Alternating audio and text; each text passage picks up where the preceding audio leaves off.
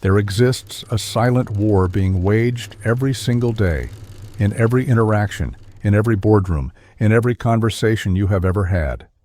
This war is not fought with weapons or armies. It is fought with words, with perception, with the careful manipulation of reality itself. And most people do not even realize they are soldiers in this conflict. They walk through life as pawns, moved by invisible hands, their thoughts shaped by forces they cannot name, their decisions orchestrated by those who understand the architecture of the human mind. Niccolò Machiavelli understood this truth 5 centuries ago. While others wrote about virtue and morality, Machiavelli stripped away the comfortable illusions and revealed the raw machinery of power. He did not write for the idealists. He wrote for those who wish to see the world as it truly is, not as we are told it should be. His work was so dangerous, so unsettling, that his very name became synonymous with cunning and manipulation. But what Machiavelli offered was not evil, it was clarity. The ability to see through the fog of human deception and recognize the patterns that govern every relationship, every negotiation, every moment of human interaction. You live in a world where manipulation has become an art form. Your attention is harvested by algorithms designed by psychologists. Your desires are shaped by marketing campaigns that probe the deepest recesses of your unconscious mind. Your beliefs are influenced by narratives crafted by those who understand that whoever controls the story controls reality.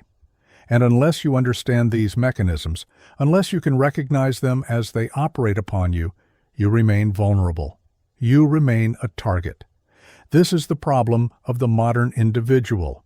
We are born into systems designed to make us predictable, manageable, easy to influence. We are taught to trust, to be open, to believe in the inherent goodness of others. These are beautiful ideals. They are also liabilities. Because while you operate with honesty and transparency, there are those who study you, who map your weaknesses, who know precisely which buttons to press to make you act against your own interests. But what if you could become immune to these tactics? What if you could develop a mind so sharp, so fortified, that manipulation simply could not penetrate your defenses? What if you could recognize every game being played before the first move is made? This is not about becoming cold or cynical. It is about achieving clarity. It is about understanding the rules of the game so thoroughly that you can never be made a fool. Over the course of this exploration, we will journey into the mind of Machiavelli and extract the fundamental laws that govern human interaction and power dynamics. We will not simply list abstract principles. We will dissect them, examine their philosophical foundations, witness them in action through the great dramas of history, and then translate them into practical tools you can deploy immediately in your own life. Each law we uncover is a weapon against manipulation, a shield against deception, and a key to understanding the hidden motivations that drive human behavior. By the time we conclude, you will possess a framework for reading people that most will never acquire. You will see patterns where others see chaos. You will recognize manipulation while it is still forming. You will become, in the truest sense, mentally untouchable. But be warned, this knowledge changes how you see the world. Once you perceive the mechanisms of influence, you cannot unsee them. Once you understand how easily minds are moved, you can never return to the innocence of not knowing. The question is not whether you are ready for this knowledge. The question is whether you can afford to remain ignorant of it. The first law: never outshine the master. Power flows through hierarchies. This is an immutable fact of human organization. And within every hierarchy, there exists a fundamental tension between competence and threat. Those above you want your abilities, but they fear your ambition. They desire your contributions, but they are terrified that you might replace them. This creates a paradox. Excellence can be your greatest asset or your most dangerous liability, depending entirely on how you wield it. The psychology behind this law is rooted in the primal nature of status anxiety. Human beings are acutely sensitive to threats against their position in the social hierarchy. This sensitivity served our ancestors well when status meant access to resources and reproductive opportunities. In modern contexts, it manifests as the fragile ego of the superior who perceives competence in subordinates as a direct challenge to their authority. When you outshine those above you, you trigger their defensive mechanisms. They do not see your brilliance as an asset to be celebrated. They see it as a threat to be neutralized. Machiavelli observed this pattern repeatedly in the courts of Renaissance Italy. But perhaps no story illustrates this principle more perfectly than the fate of Cesare Borgia's military commander, Ramiro dell'Orqua. Dell'Orqua was extraordinarily effective at bringing order to the Romagna region, suppressing bandits, and establishing Borgia's authority. He was ruthless, efficient, and successful. He was also becoming too prominent. The people knew his name. They associated the harsh measures with him rather than with Borgia. He had become the face of power rather than its instrument. One December morning in 1502, the citizens of Cesena awoke to find dell'Orqua's body in the town square, cut in two pieces with a wooden block and a bloody knife beside it.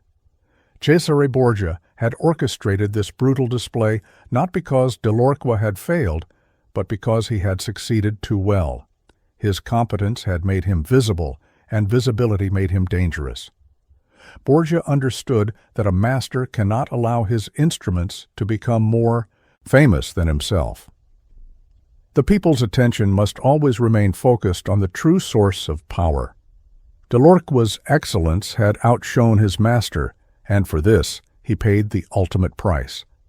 In the contemporary world, this dynamic operates with equal force, though usually with less bloodshed. Consider the corporate environment, the talented young executive who presents brilliant strategies in meetings, who takes credit for innovations, who allows superiors to feel diminished by comparison. This person believes they are demonstrating value. In reality, they are signing their own termination papers. The superior will smile, will nod, will praise publicly, and then, through 1,000 subtle maneuvers, they will begin to undermine, to sideline, to eventually remove the threat.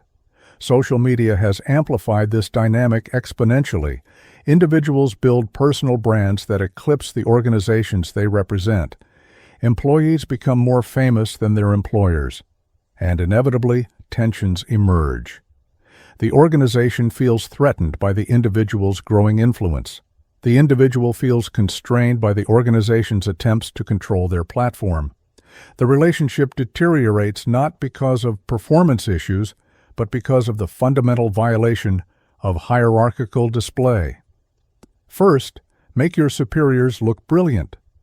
When you have an insight, frame it as a development of their thinking. When you achieve success, attribute it to their guidance. This is not dishonesty, it is strategic positioning. You are building credit while eliminating threat. Second, control your visibility. Excellence should be undeniable, but not flamboyant. Let your work speak, but ensure the loudest voice praising it comes from those above you, not from yourself. Master the art of brilliant execution combined with humble presentation. The second law, trust no one. Completely trust is the currency of human relationships. It is also the doorway through which betrayal enters. This creates one of life's fundamental paradoxes. We must trust to function in society, yet trust makes us vulnerable. The naive absolutist approaches trust as binary, either trusting completely or not at all. The strategist understands trust as conditional, measured, and continuously evaluated. The philosophical foundation of this law rests on the understanding that human loyalty is not a fixed characteristic, but a fluid calculation. People remain loyal when the benefits of loyalty exceed the benefits of betrayal.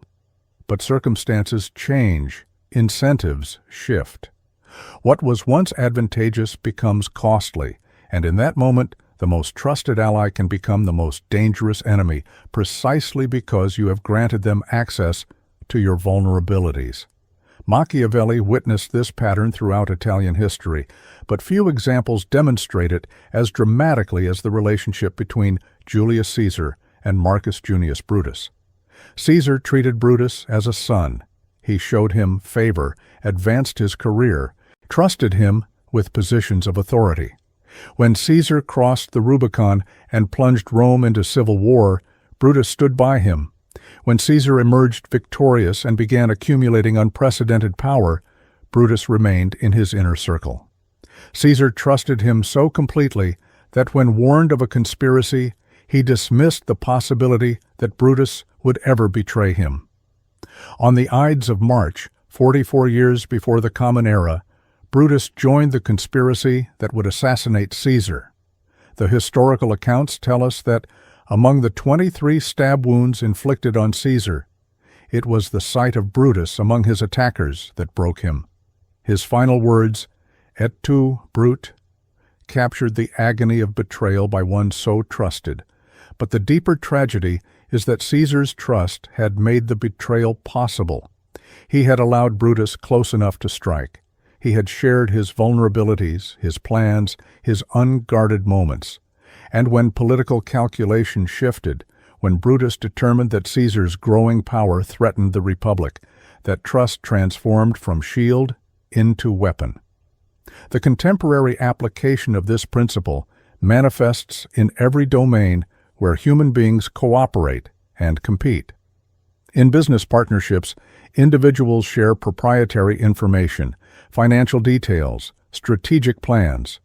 The relationship prospers and trust deepens. Then, market conditions shift. A larger opportunity emerges that benefits one partner at the expense of the other. Suddenly, all that shared information becomes leverage. The trusted partner becomes the competitor who knows exactly where to strike. In personal relationships, friends become repositories of secrets, witnesses to vulnerabilities, holders of potentially damaging information. Most of the time, this intimacy enriches life. But relationships deteriorate, people change, resentments accumulate, and in moments of conflict, the trusted confidant becomes the enemy armed with perfect knowledge of how to inflict maximum damage. The betrayal hurt so deeply precisely because the trust was so complete. Implement compartmentalization. Share different aspects of your life, your plans, your vulnerabilities with different people. This is not paranoia, it is risk management. No single relationship should contain enough information to destroy you. Second, observe how people behave when they have nothing to gain from you. The true character of a person emerges not in how they treat you when you are useful, but in how they treat those who can offer them nothing. Watch how your trusted colleagues treat subordinates, how your friends treat service workers, how partners behave when they believe no one is watching. These moments reveal the authentic self, unconstrained by strategic performance. The third law: conceal your intentions. Human interaction is fundamentally strategic. We are constantly predicting, calculating, positioning ourselves relative to others. This means that transparency, while morally admirable, is tactically disadvantageous. When people know your intentions, they can prepare defenses, construct counter-strategies, position themselves to thwart you. Opacity creates uncertainty, and uncertainty paralyzes opposition. The psychological mechanism at work here relates to how human beings process threats and opportunities. We are prediction machines, constantly running simulations of future scenarios based on available information. When we can predict an opponent's moves, we feel confident. We can plan, prepare, respond. But when intentions remain hidden, when actions seem unpredictable, our prediction machinery fails. We become hesitant, cautious, reactive rather than proactive. The concealment of intention transforms the battlefield from a chess match where both players see the board to a fog of war, where every move could be a feint or a fatal blow. Machiavelli himself embodied this principle in his political maneuvering, but the master class in concealing intentions comes from the life of Cesare Borgia, whom Machiavelli studied intensely. Borgia needed to eliminate the Orsini clan, a powerful family that threatened his ambitions in central Italy. A direct assault would unite his enemies and trigger a broader conflict. Instead, Borgia orchestrated an elaborate deception. He made peace with the Orsini, offered them positions in his army, invited them to serve as his commanders. He treated them with honor and generosity, creating the appearance of genuine alliance. The Orsini, believing the reconciliation authentic, lowered their guard. Then Borgia invited the Orsini leaders to the town of Senigallia for a military conference. They came willingly, suspecting nothing. The moment they arrived and were separated from their troops, Borgia's men arrested them. By morning, the leaders were executed. The Orsini family, which had posed an existential threat, was decapitated in a single night. And it was possible only because Borgia had concealed his true intentions beneath a performance of friendship so convincing that his enemies walked willingly into the trap. In modern contexts, this principle operates across every competitive domain. In business negotiations, the party that reveals their walkaway price, their deadlines, their desperation, invariably gets the worst deal. The skilled negotiator conceals these elements, creating ambiguity about their position. The other side cannot calibrate their offers because they cannot assess the boundaries. This uncertainty tilts the negotiation toward the opaque party. In career advancement, the employee who broadcasts their ambitions becomes a marked person. Colleagues who might have been allies become competitors. Superiors who might have been mentors become gatekeepers, threatened by the openly ambitious subordinate. But the individual who works with quiet excellence, who builds relationships without revealing ulterior motives, who positions themselves through subtle accumulation of trust and competence, advances, without triggering defensive responses. By the time others recognize the pattern, the position has already been secured. First, develop multiple plausible narratives for your actions. Every move you make should be explicable through several different motivations. This creates interpretive confusion in observers. They cannot determine which explanation is true, so they cannot predict your next move. Second, use misdirection actively. Share false intentions occasionally, allowing people to believe they have discovered your true motives when in fact you have fed them exactly what you want them to believe. The person who thinks they have seen through your deception stops looking for the actual plan. The fourth law, say less than necessary words, are the primary medium through which we reveal ourselves. Every sentence we speak provides data points that others use to construct models of our thinking, our emotions, our intentions. The more we speak, the more we reveal.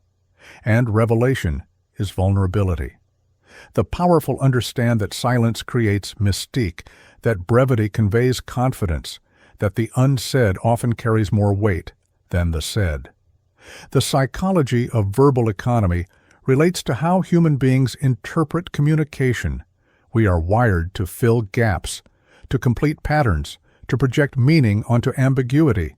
When someone speaks at length, explaining, justifying, elaborating, we perceive anxiety. We sense a need to convince, which implies doubt.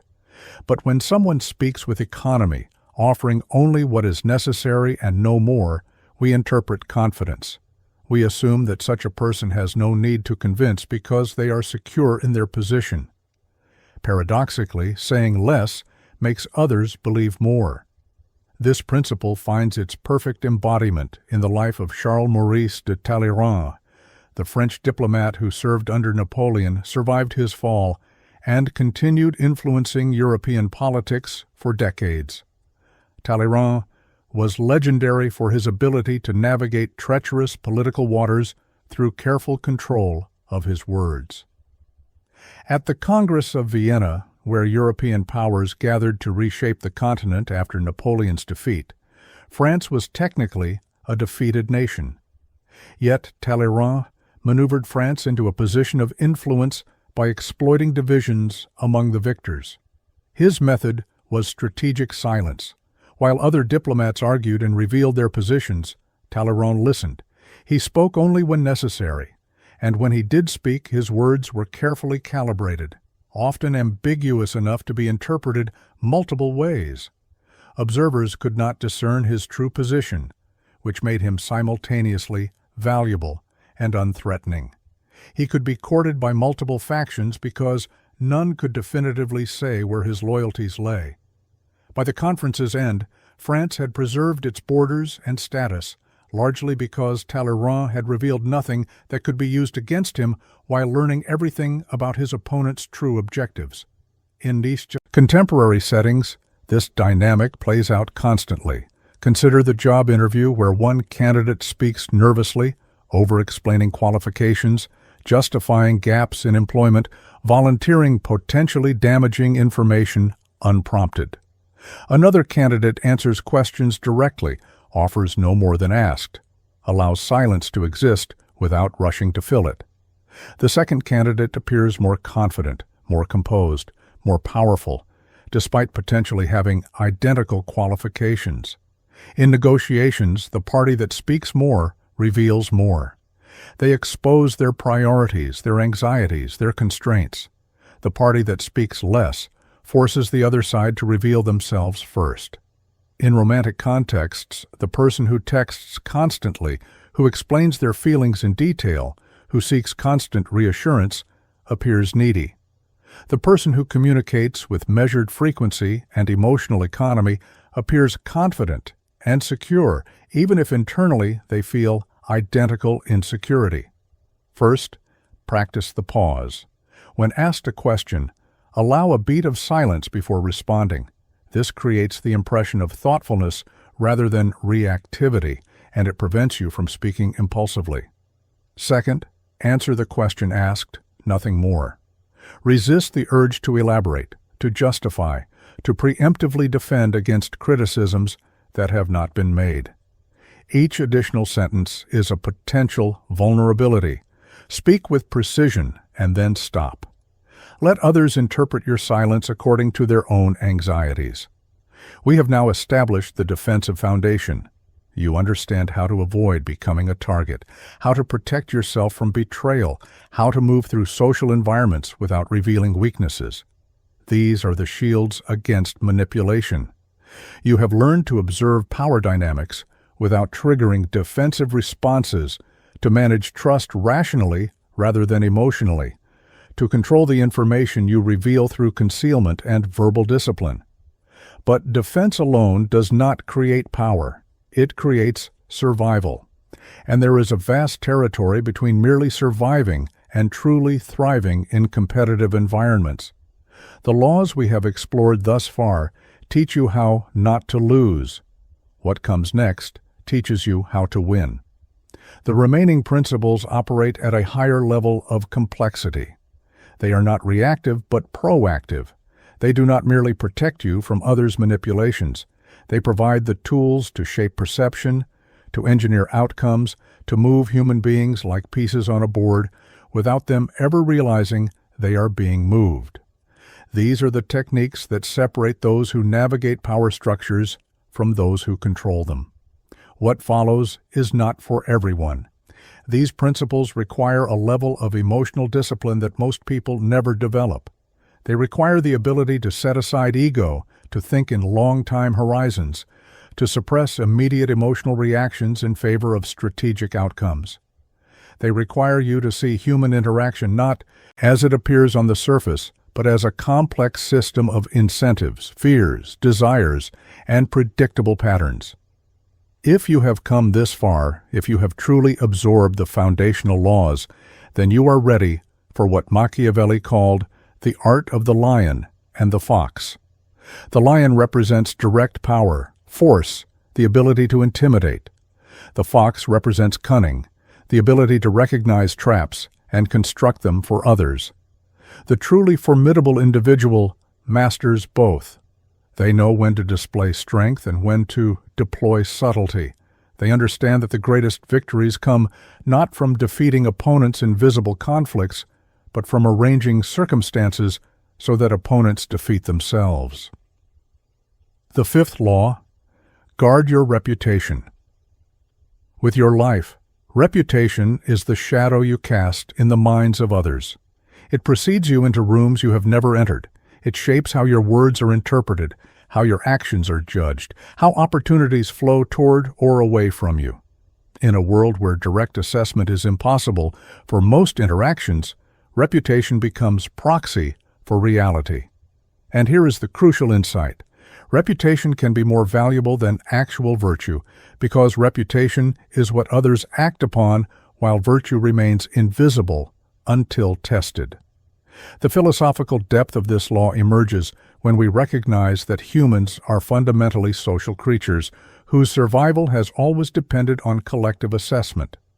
In ancestral environments, your reputation within the tribe determined whether you would be trusted with resources, included in cooperative ventures, defended against threats.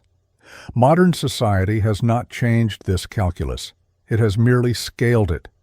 Today, your reputation operates across networks of thousands or millions, mediated by technology, but the underlying mechanism remains identical.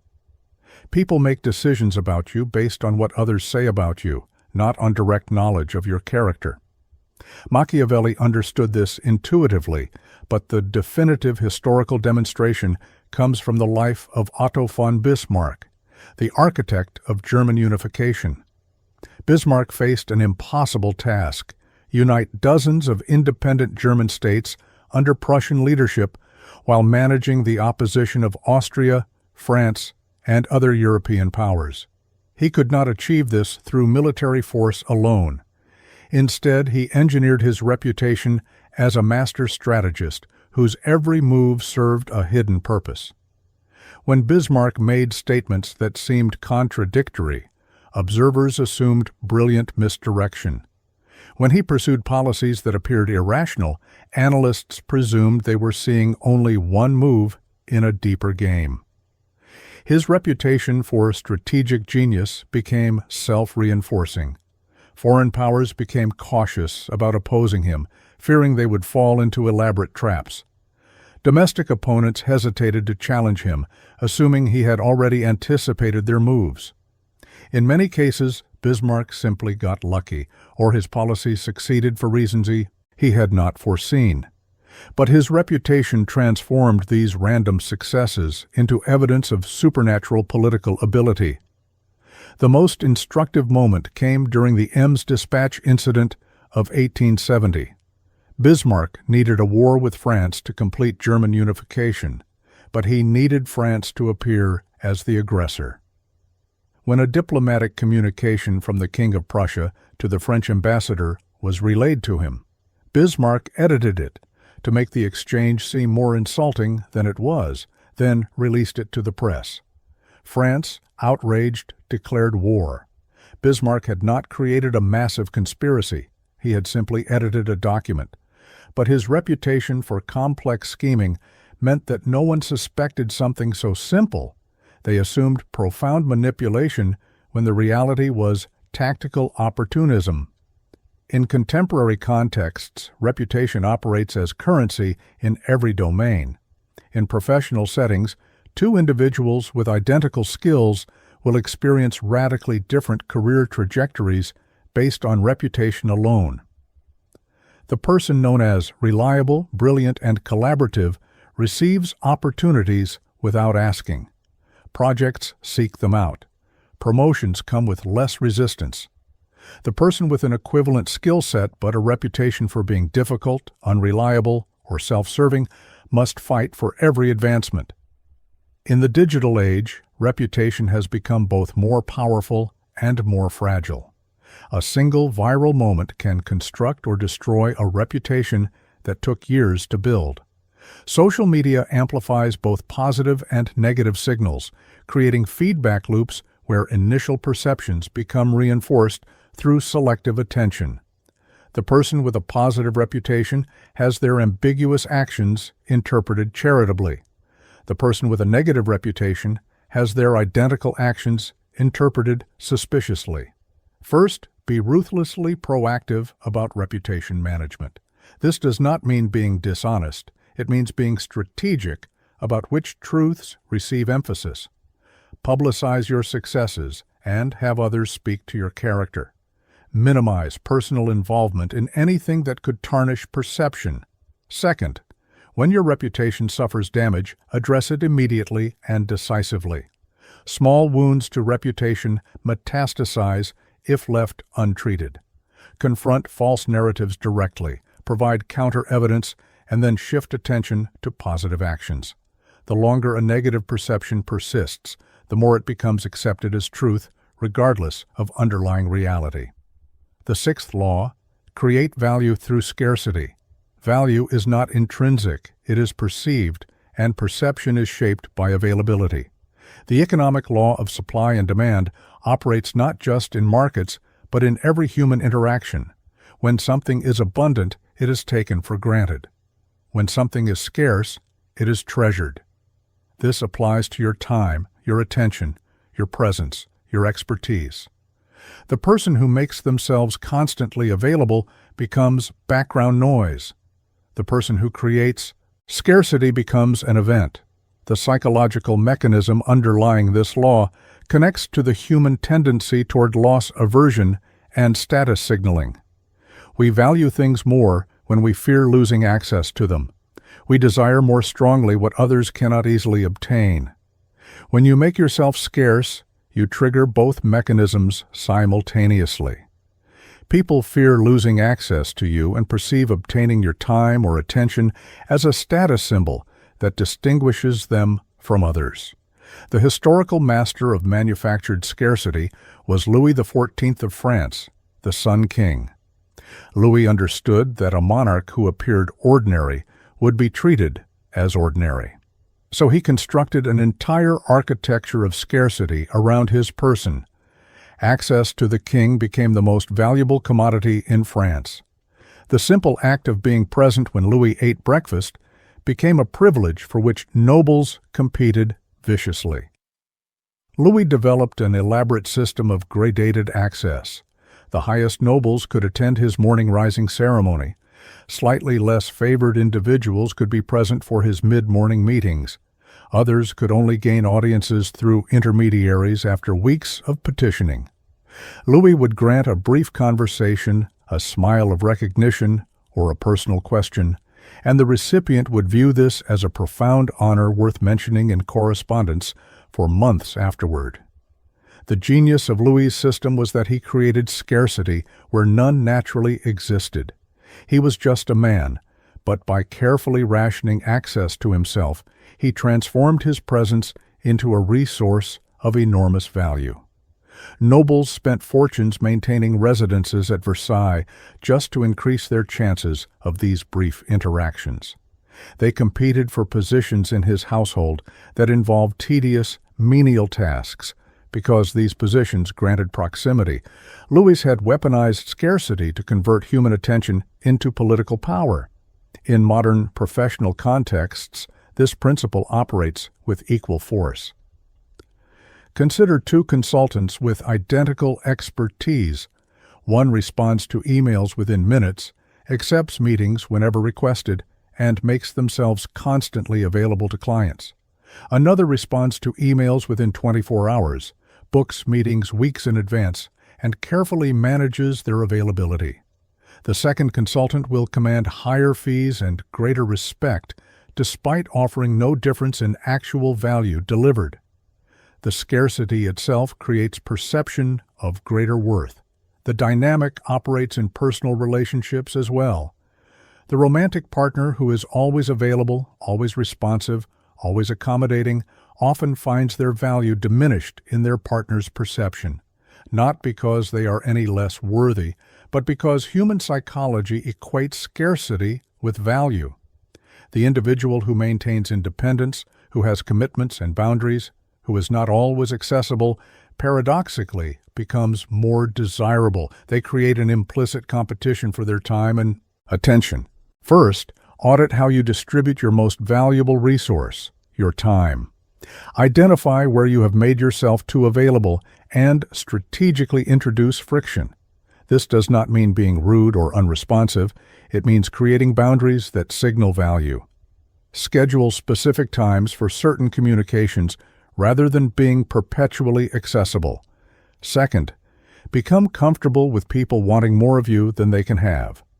This discomfort is the signal that you have successfully created scarcity. Resist the urge to over-deliver or constantly accommodate. The slight dissatisfaction others feel at not having full access to you maintains the perception of your value. The seventh law: master the art of timing. Time is the invisible dimension of power. The same action taken at different moments produces radically different outcomes. The same words spoken in different contexts carry opposite meanings. Machiavelli understood that the brilliant strategist distinguishes themselves not through superior ideas, but through superior timing. They recognize the moment when circumstances align to make certain moves possible, when resistance is minimal, when success is nearly inevitable. The philosophical foundation rests on understanding that reality is not static, but dynamic. Social systems, organizations, relationships all exist in states of constant flux. There are moments of stability when the system resists change, and moments of instability when small interventions produce massive effects. The master of timing recognizes these moments of maximum leverage and acts precisely when their action will have disproportionate impact. The exemplar of perfect timing in history is Augustus Caesar, the first Roman emperor. After Julius Caesar's assassination, Rome descended into chaos. Multiple factions competed for control. Mark Antony held military power. The Senate claimed traditional authority. And Octavian, the young heir to Julius Caesar, possessed only a name and legal claim. In conventional analysis, Octavian should have been swept aside by more powerful players. But Octavian understood timing. Rather than immediately claiming power, he positioned himself as a moderate force for stability. He waited while Mark Antony and the Senate exhausted themselves in conflict. He formed temporary alliances, then abandoned them precisely when they became liabilities. He presented himself as defending the Republic, even as he accumulated unprecedented personal power. When Antony allied with Cleopatra and moved forces east, Octavian recognized the perfect moment. He framed the conflict not as Roman civil war, but as Roman civilization against foreign decadence. At the Battle of Actium, Octavian achieved military victory, but the true triumph was in timing. He had waited until all potential rivals had eliminated each other, until the Roman people were exhausted by civil war and desperate for stability, until his assumption of absolute power could be presented as restoration of order rather than tyrannical seizure.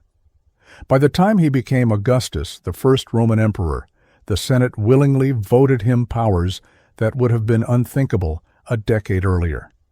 The same action attempted too early would have failed catastrophically. Executed at the perfect moment, it appeared inevitable.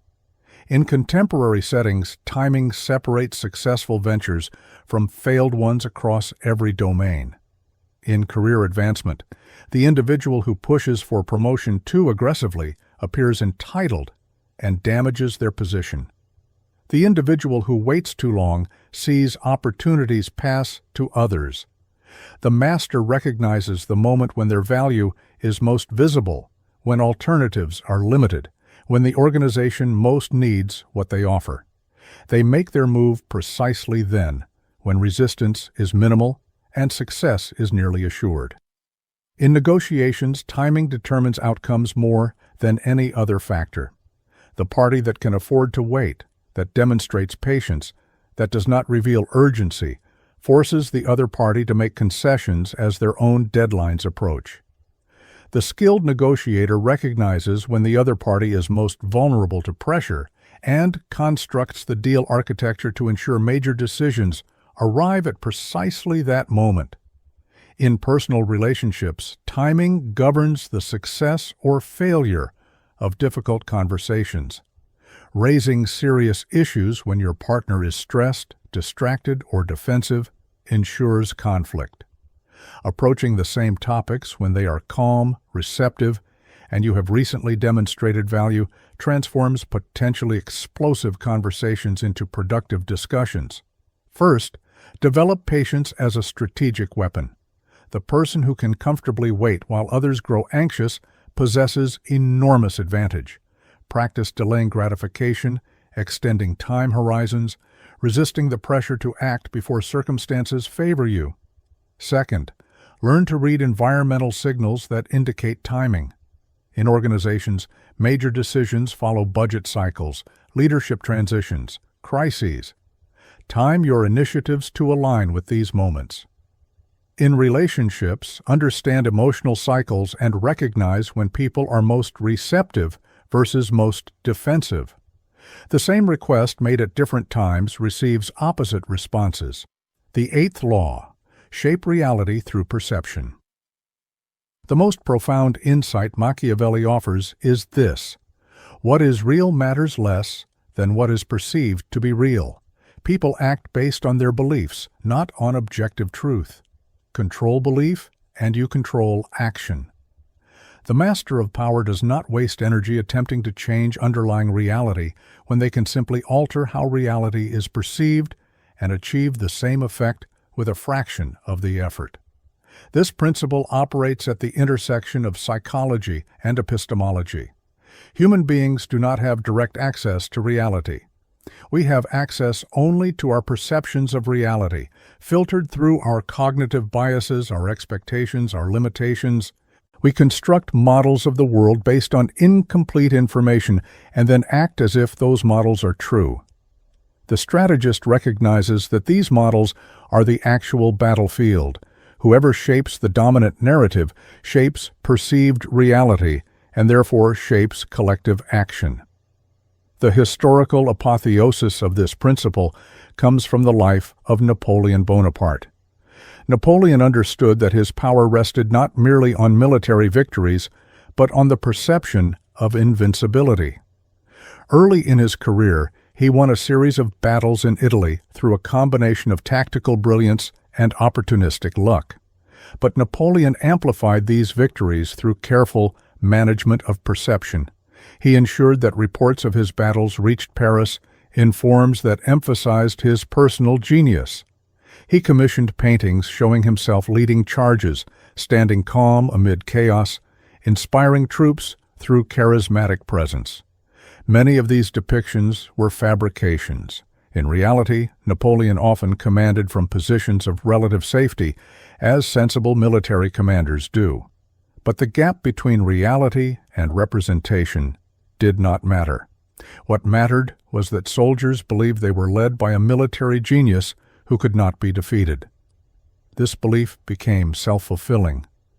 When Napoleon's armies faced opposition, his enemies approached with trepidation, already half defeated by his reputation.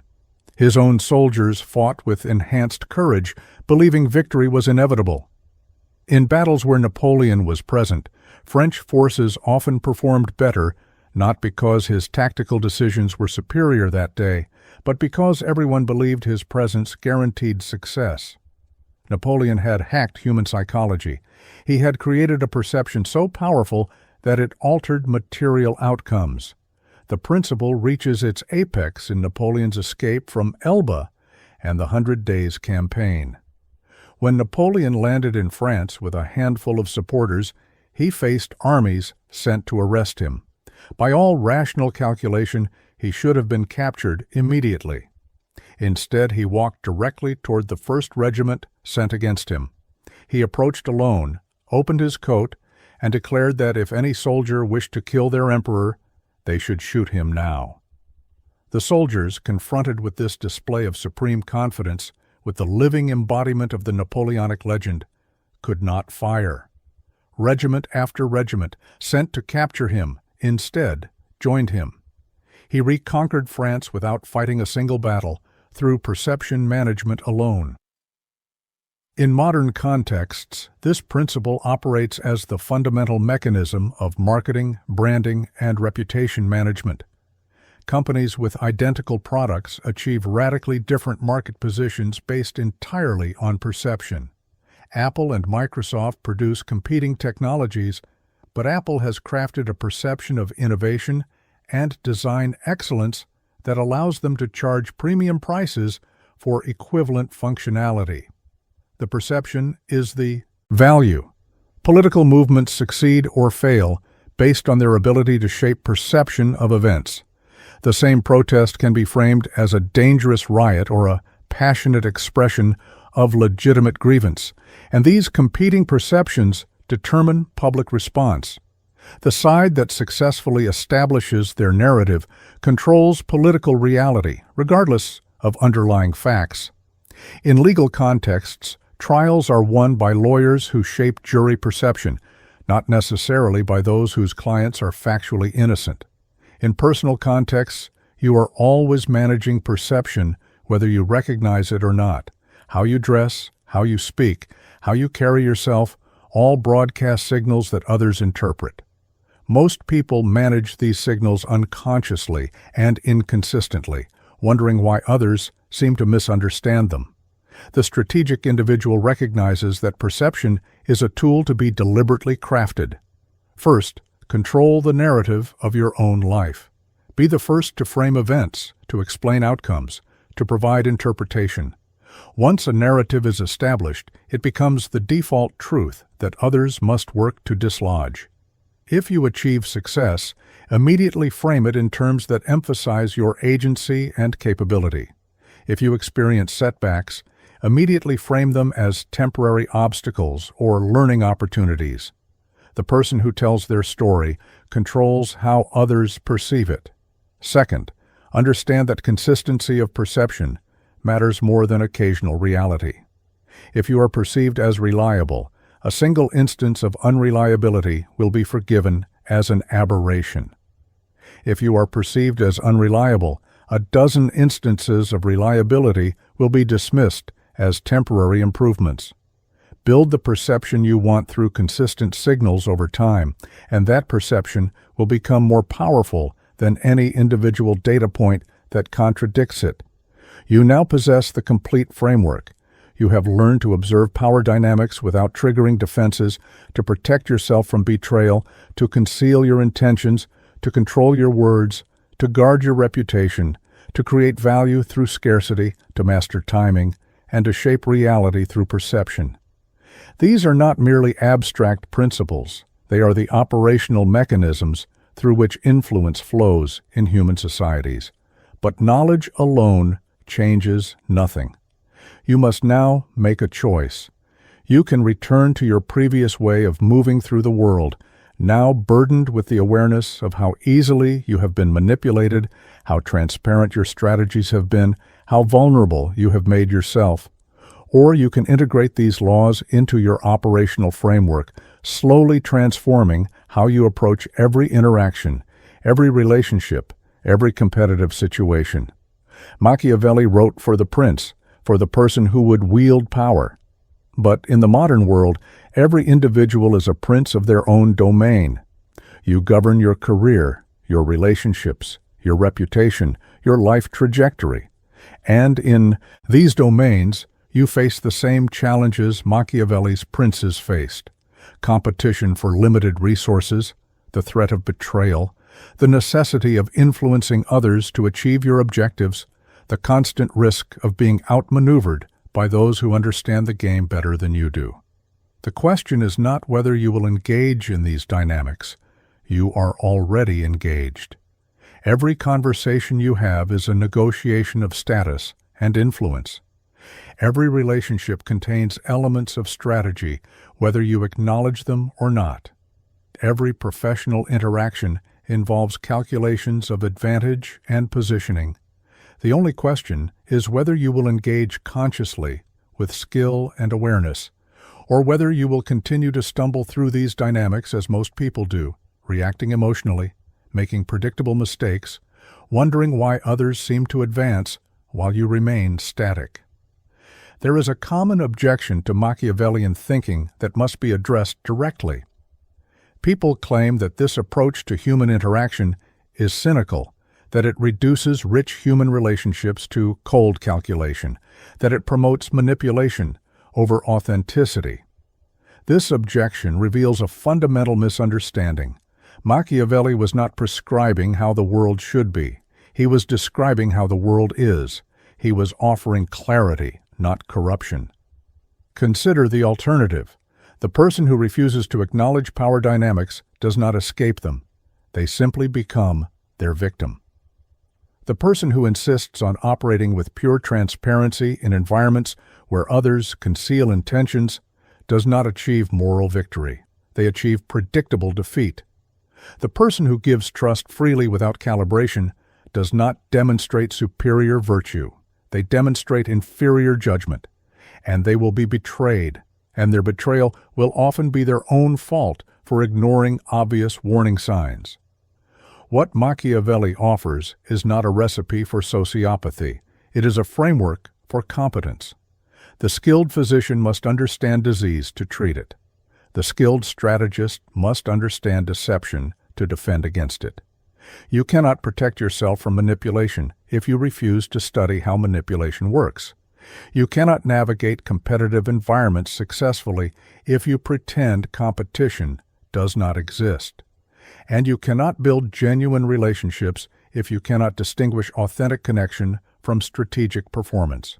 In fact, understanding these principles makes authentic relationships more possible, not less. When you can recognize manipulation, you can identify its absence. When you understand the games people play, you can recognize those rare individuals who refuse to play them. When you comprehend the strategic performance that dominates most social interaction, you can create spaces of genuine vulnerability with those who have earned it. But you must first achieve the clarity to tell the difference. The path forward requires practice. These laws cannot be implemented overnight. They must be integrated gradually, tested in low-stakes situations, refined through experience. Begin with observation. Start noticing the dynamics described in these laws operating around you. Watch how people reveal themselves through their words. Notice who guards their reputation carefully and who carelessly damages it. Observe timing in negotiations and recognize when someone has been pushed into decisions by deadline pressure. As you observe, you will begin to see patterns you previously missed. You will recognize manipulation attempts as they occur rather than hours later when reflecting on the interaction. You will notice status games being played and understand the moves being made. This awareness alone will protect you from countless mistakes. You will stop walking into obvious traps because you will recognize them as traps before committing yourself. Then begin implementing the defensive principles. Start controlling your words, revealing less, allowing silence to exist without rushing to fill it. Practice concealing your intentions, maintaining opacity about your goals and motivations. Begin managing your availability, creating scarcity where you have made yourself too abundant. These changes will feel uncomfortable initially. You will feel like you are being dishonest or withholding. But you are not being dishonest. You are simply being strategic about what you reveal and when. As you develop competence with the defensive principles, you can begin exploring the offensive applications. Start shaping perception deliberately rather than allowing it to form randomly. Practice timing your initiatives to moments of maximum receptivity. Learn to read the signals that indicate when people are vulnerable to influence and when they are resistant. These are advanced skills that require calibration and judgment, but they are learnable. Throughout this process, maintain ethical boundaries. Understanding manipulation does not require becoming manipulative in harmful ways. You can use these principles to protect yourself, to advance your legitimate interests, to build successful projects and relationships without crossing into exploitation or abuse. The difference lies in intention and consent. Using psychological insight to negotiate a better salary harms no one. Using it to exploit vulnerable people for your benefit is a corruption of the knowledge. Machiavelli has been demonized for 5 centuries because he told uncomfortable truths. He revealed that the mechanisms of power operate independently of our preferences about how they should operate. He demonstrated that virtue without capability is impotent, that good intentions without strategic thinking lead to predictable failure, that the moral high ground offers excellent views, but no protection against those who understand how influence actually works. But Machiavelli's true lesson is not that virtue is worthless. It is that virtue must be combined with competence to achieve anything meaningful in the world. The moral person who cannot defend themselves will be destroyed by immoral people who can. The honest person who cannot navigate deception will be outmaneuvered by dishonest people who can. The collaborative person who cannot recognize competition will be exploited by competitive people who can. You face a world of 7 billion humans, each pursuing their own interests, each making strategic calculations, each trying to influence and avoid being influenced. Most of them operate on instinct, following patterns they have never examined, making predictable mistakes, achieving mediocre results. A smaller percentage study these dynamics consciously, develop skills deliberately, and achieve disproportionate success not because they are more intelligent or more virtuous, but because they understand the game being played. The knowledge contained in these 8 laws represents centuries of observation about how power flows through human systems. These are not arbitrary rules. They are descriptions of patterns that emerge from fundamental aspects of human psychology and social organization. They work because they are aligned with how humans actually behave, not how we wish they would behave or how we claim they should behave. Every person who has achieved significant success in competitive domains has internalized some version of these principles, whether they would articulate them this way or not. They have learned through hard experience to guard their reputation, to control their words, to manage perception, to understand timing. Some learned through conscious study. Others learned through trial and error, through painful mistakes that taught them what these principles could have taught them more efficiently. You now have the option of conscious acceleration. You can compress decades of hard-won experience into months of deliberate practice. You can avoid the predictable mistakes that derail most people. You can develop skills that will serve you in every domain of life, in your career, in your relationships, in your negotiations, in your conflicts, in your collaborations. But the choice is yours. Knowledge without application is trivia. Understanding without practice is entertainment. You have spent this time absorbing these principles. The question now is whether you will implement them, whether you will do the uncomfortable work of changing your operational patterns, whether you will push through the initial awkwardness of deploying new strategies, whether you will persist through the failures that inevitably accompany learning. Most people will not.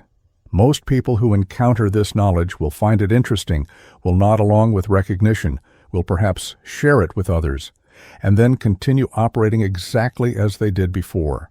They will return to their habitual patterns, make the same mistakes, achieve the same limited results, and wonder why life seems to favor others who they do not perceive as more deserving. But some of you will take this seriously. Some of you will recognize that this represents a genuine opportunity for transformation. Some of you will begin the work of integration, of practice, of refinement. And those individuals will begin to notice changes. Conversations will go differently. Negotiations will produce better outcomes. Relationships will develop more favorably. Career trajectories will shift. Not overnight, not magically, but gradually and unmistakably.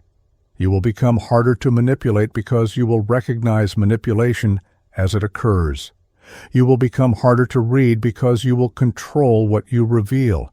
You will become more influential because you will understand the mechanisms of influence.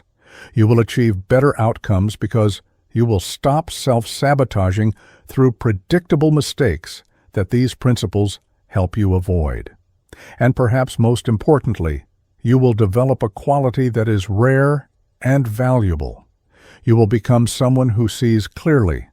You will perceive the game being played while others remain oblivious to it.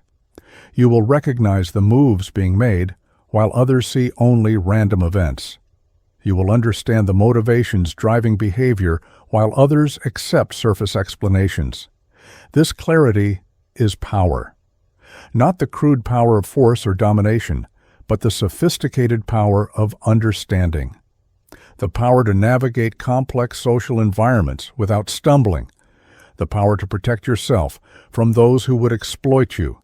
The power to pursue your objectives effectively, rather than being constantly diverted by obstacles you did not anticipate. The power to distinguish authentic relationships from strategic performances. The power to build something meaningful in a world that conspires toward mediocrity. Machiavelli wrote The Prince as a guide for rulers in Renaissance Italy, a time of constant warfare, shifting alliances, and political intrigue. You live in a time that appears more civilized, more structured, more governed by rules and norms. But beneath the surface, the same dynamics operate, the same psychological mechanisms, the same patterns of influence and counter-influence, the same necessity of understanding how humans actually behave rather than how they claim to behave. The battlefield has changed, but the nature of the battle remains constant. And you now possess a map to this battlefield. You understand the terrain, the tactics, the principles that determine victory and defeat. What you do with this map is entirely your decision. You can become mentally untouchable. You can become impossible to fool, but only if you treat this knowledge not as interesting theory, but as operational doctrine. Only if you practice these principles until they become instinctive. Only if you commit to the uncomfortable process of changing your default patterns of behavior. The world is not waiting for you to become ready. It is moving forward with ruthless indifference to your preparation. Others are already using these principles against you. Others are already positioning themselves advantageously while you deliberate. Others are already achieving the outcomes you desire because they understand what you are only now learning. The gap between knowledge and power is action. Close that gap. Begin today. Begin with observation. Begin with small implementations. Begin with conscious awareness of dynamics you previously missed.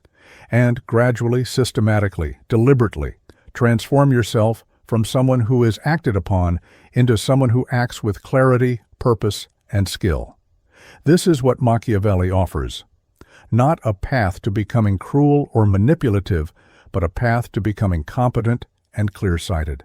Not a recipe for dominating others, but a framework for not being dominated. Not instructions for exploitation, but protection against being exploited.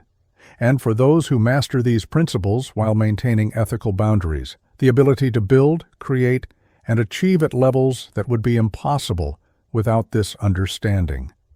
You are no longer ignorant of how the game is played. You cannot return to innocent unawareness. The only question remaining is whether you will play consciously and skillfully, or whether you will continue to be played by those who already understand what you now know. The choice, as it has always been, is yours.